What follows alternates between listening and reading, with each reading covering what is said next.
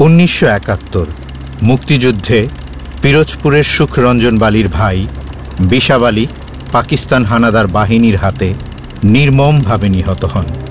হত্যাকাণ্ডের ঘটনায় আন্তর্জাতিক অপরাধ ট্রাইব্যুনালে মামলায় অভিযুক্ত করা হয় মাওলানা দেলাওয়ার হোসেন সাঈদীকে। মামলায় সাক্ষী হিসেবে সুখরঞ্জন বালির কাছ থেকে আশা করা হয়েছিল তিনি যেন নিজের ভাইয়ের হত্যাকাণ্ডের মামলায় দেলাওয়ার হোসেন সাঈদীর বিরুদ্ধে আদালতে সাক্ষ্য দেন।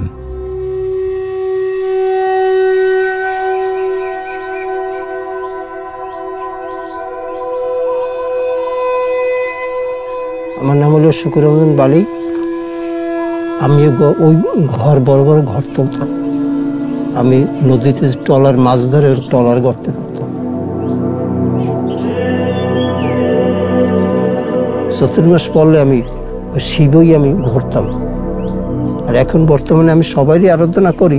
আমি বেশিরভাগ যে বাবা লোকনাথ আছে ভিতরে, তারই আমি হৃদয়ের ভিতরে সবসময়ের জন্য জপনা, আমি তার অনুসারে আছি।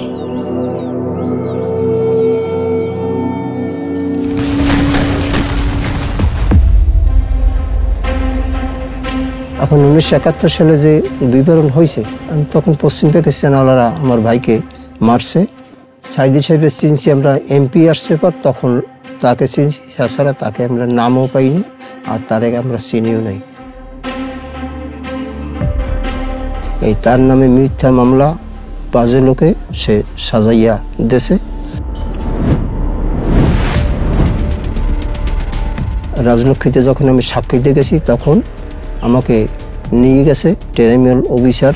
আমার সামনে বসে আমার কাছে জিজ্ঞাসাবাদ করতেছে, তুমি কি জানো সাঈদী সাহেবের বিষয়ে? সে একজন ভালো লোক, সে যখন এমপি ছিল তখন আমরা মায়ের কোলে আমরা ঘুমাইছি, সে এইরকম পরিস্থিতির সে আমাকে রাখছে ভালোভাবেই। আমি তার নামে আমি মিথ্যাটা বলতে হবে, এই কথা বলতেছি। এর মধ্যে পিছনে আপনার যারা এই নাটক তৈরি করছে, হেইরা আমার এখন বসে রাজলক্ষ্মীতে বসে আমাকে মারধর করছে।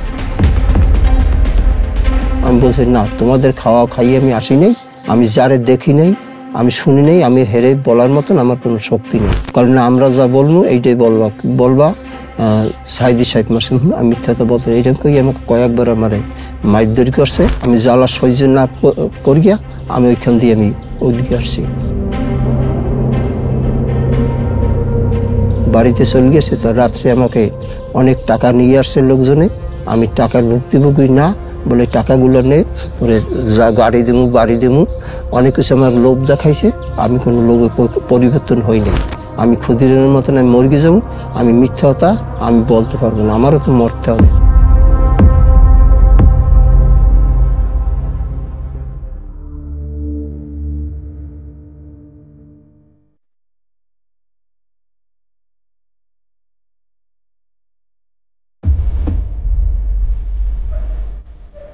আমার যখন গাড়িতে আমার ব্যারিস্টার ছিল মিজানুর রহমান, আরো একজন ব্যারিস্টার ছিল, সামনের গাড়িতে ছিল মাসুদ সাঈদী।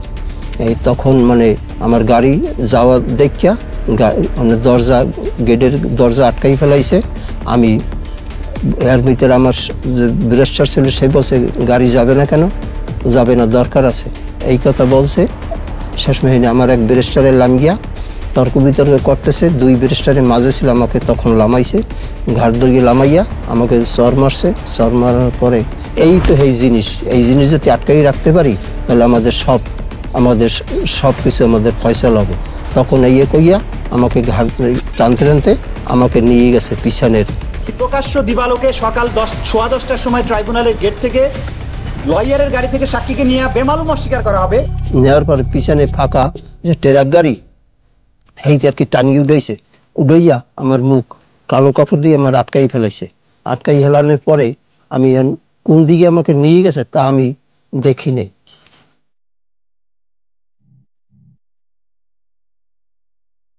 এরপর গাড়ি থামছে, থামার পরে গাড়িতে লামাইয়া চক্ষু মানে বান্ধ অবস্থায় ঘরের ভিতরে ঢুকাইছে। এরপর কিছু সময় পরে একটা আলো আসছে, এই আলো ওই ধরাই থুইয়া তারা মানে যার চলিয়ে গেছে, কোথায় গেছে তা আমি বলতে পারি না। আমাকে 10 মিনিট 15 মিনিট এরকম আমাকে কারেন্ট শর্ট দিত। আর সামনে টাকা দিত, কারণ এই টাকাগুলো নে শুধু হুজুরের নাম বলি। কিন্তু না, আমার পক্ষে বলা সম্ভব না, যারে দেখি নাই আমার পক্ষে বলা সম্ভব না। আমি কেউ আমার বাপ ভাই না, আমি মিথ্যাটা কেন বলুন? তোমরা যা দিতেছো সব অবৈধ টাকা, আমিও চাই না।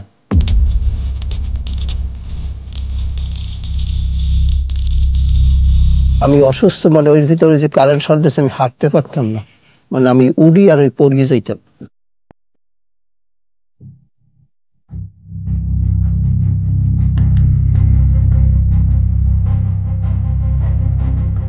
সাতাশ তারিখ ওই ভিতরে বাইর করে গিয়া বলছে কি তুই যে দেশে তোর বাড়ি সেই দেশে দিয়াম, এই আমার লালস দিয়ে ওইখান দিয়ে এবার আমাকে চক্ষু বান গিয়া আমাকে বাইর করছে। ফলে তোরে তাহলে কোন জায়গায় দিলে তুই যাইতে পারবি? আমাকে বলছে তাহলে যদি আপনারা যাবেন কোন পথ নিয়ে গাড়ি, যদি বাগেরহাট হয়ে যদি যান তাহলে আমাকে ওই বাগেরহাটের যে কোনো সীমান্ত দিলে আমি ওইখান থেকে বাড়ি আসতে পারবো। এই কথা কই আমাকে গাড়িতে উঠাইছে, কিভাবে চক্ষু বানিয়ে উঠাইছে।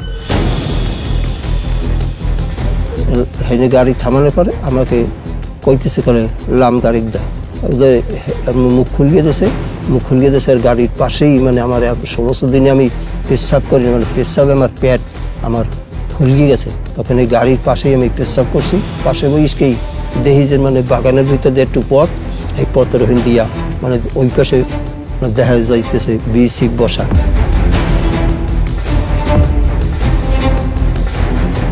হাঁটবি কিনা হাট, আমি বললাম না আমি হাঁটবো না। আর সে আমার জ্বালা না দিয়া আপনারা আমাকে গুল্লি দিয়ে মারিয়ে ফেলেন, আমি সামনে আমি যাইত না। তখন তারা আমাকে দুইজন মানুষের ঘাট ধরিয়া আমাকে নিয়ে বিএসএফের হাতে নিয়ে দেশে দেওয়ার পরে আমাকে ওখানে বসে নেওয়ার সাথে সাথে আমাকে দুই কানটা চাইয়া মাইট গেটে করে ঘুষে দিয়ে ফেলাইয়া পিঠ ঝালাই হের পর হলাইয়া মানে আমাকে লাতি আমার পিঠ মোড়া দিয়ে অপুসমে দিলি পিঠ মোড়া দিয়ে বানিয়া আমাকে এইরকম মোটা বেতের লাড়ি দিয়া পিটাইছে। মানে আমাকে অনেক মার গিয়ে না, আমি ব্যাপারটা আমি নিজে ইচ্ছা করি আসিনি। তবু মানে হেরা বলতেছে হিন্দি ভাষা আর আমি বলি বাংলা, মানে কেউ কথা কেউ বুঝিনি, আমাকে মারছে অসম্ভব।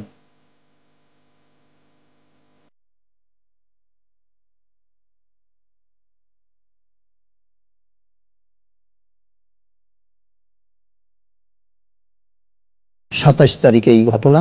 ওইখান দিয়া আপনার নিয়ে সরুনগর থানায় ওইখানে রাখছে ভোর গোটাটার সময় আমাকে নিয়ে আসছে ওই মেডিকেল দিয়ে নিয়ে আসছে বসিরহাট কোর্ট বা জেল, ওইখানে আমাকে রাখছে 22 দিন।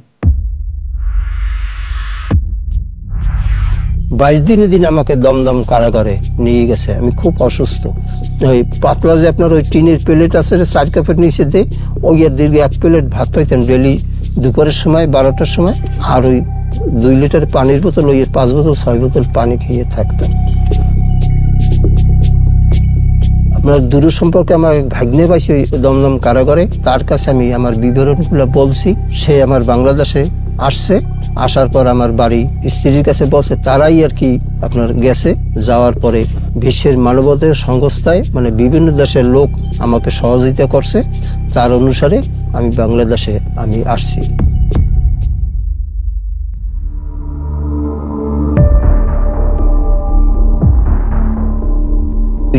বাঁধছে সিকেল দিয়া, ওই সিকেলের মাংস সব কাঁচাই গেছে এই অবস্থা। আর এই জয়েন্ট ধরেন ইংরেজ মুখ করতে মাসে একটা ইংরেজের দাম আছে 1200 টাকা, নাইলে হাত দিয়ে আমি ভাত খাইতে না।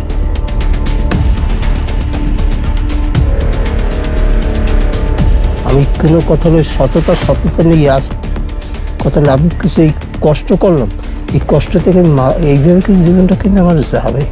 আজ কত বছর চিন্তা করি, 14-15 বছর আমি কিন্তু এই দুরবস্থায় আছি।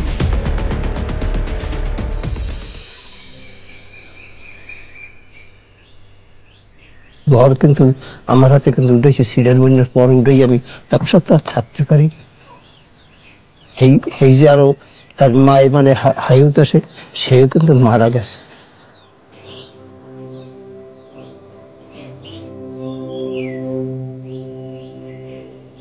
আমার জন্য শোবে, তারপর শেষ।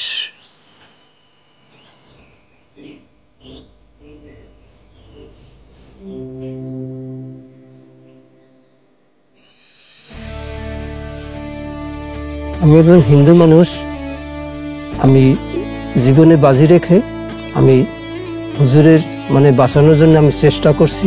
আমি অনেক নির্যাতন আমি খাইয়েও আমি দাঁড়াই আছি।